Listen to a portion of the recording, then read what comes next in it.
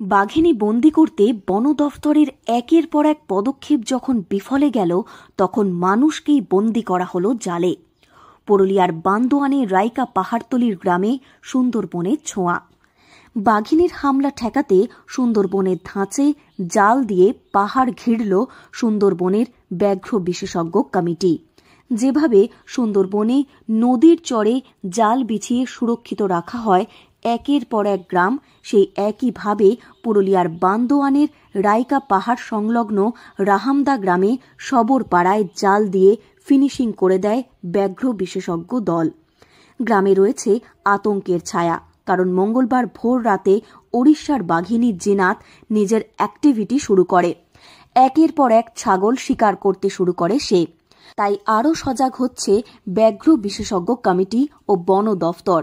বাঘিনী যাতে গ্রামে ঢুকে কোনো গবাদি পশু বা কোনো গ্রামবাসীর উপর হামলা চালাতে না পারে, সেই কারণেই জাল বিছানোর কাজ শুরু হয়েছে।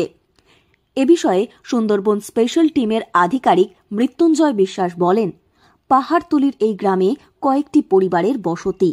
কোনোভাবেই যাতে বাঘিনী তাঁদের ওপর হামলা চালাতে না পারে বা কোনো গবাদি পশুর কোনো ক্ষতি না হয়, সেই কারণেই সুন্দরবনের ধাঁচে জাল দিয়ে গ্রাম ঘিরে ফেলা হচ্ছে।